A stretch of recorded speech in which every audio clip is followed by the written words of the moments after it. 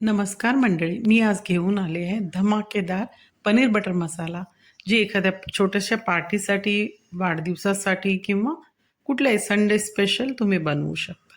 एकदम सिंपल, नव्या पद्धतीची आणि कुकरमध्ये त्याची ग्रेव्ही तयार केली जाईल.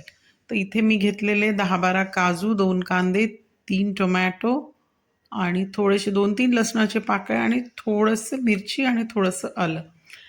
कारण की तिखट आमच्याकडे कमी खाल्लं जातं. तर काजू इथं विशेष आहे, घ्यावंच लागेल. त्याच्याशिवाय मलाई ग्रेव्ही बनणार नाही. घरी अगदी हॉटेल स्टाईल एकदम टेस्टी भाजी बनते. कमी तेल तुपामध्ये. इथे अगदी छोट्याशा चमच्यानी 1 चमचा तूप घेतलेला आहे. तुम्ही 2 चमचे, 3 चमचे पण घेऊ शकता. आमच्याकडे कमी तेल तूप खातात. त्याच्यामुळे मी कमी घेतलेलं आहे. त्याच्यामध्ये लांब-लांब कापलेले कांदे टाकायचे आणि ते चांगले भाजायचे. जे कांदे थोडेसे ट्रान्सलुसंट होईल किंवा थोडेसे चमकदार होतील तोपर्यंत ते भाजायचे आहेत. आणि लवकर आपल्याला टोमॅटो टाकायचं नाही. एका वाटीमध्ये मी एक मसाला तयार करून घेतला. जो उत्तर भारतीय पद्धतीने असं करतात.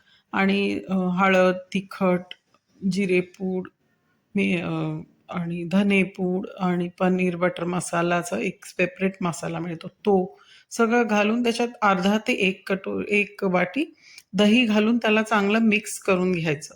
आणि ह्या मिक्स केलेल्या मसाल्याचीच ही ट्रिक आहे. विशेषतः त्या कांद्यांमध्ये टाकायची आणि मग त्याला चांगलं परतायचं. जे मी साध्या पॅनमधून आता कुकरमध्ये ट्रान्सफर केलेलं आहे.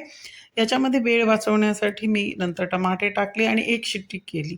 त्याच्यानंतर त्याला मिक्सरमधून काढून घेतलं आणि एक छोटासा बटरचा तुकडा टाकून ती ग्रेव्ही छानशी शिजवली. पण मिक्सरमधून काढल्यानंतर एकदा तिला चाळलं होतं. या प्रकारे आणि त्यात सॉटे करून पनीर टाकलं. एकदम टेस्टी, एकदम हॉटेल स्टाईल, रेस्टॉरंट स्टाईल, धमाकेदार, एकदम लज्जतदार अशी पार्टी स्टाईल ग्रेव्हीची ही सुंदर भाजी तयार. तर याच्यासाठी पुन्हा एकदा साहित्य सांगते. टमाटो, काजू, कांदे, मिरची, लसूणचे 2-3 तुकडे आणि अद्रकचा अर्धा इंचचा तुकडा. थोडंसं साहित्य कमी आहे.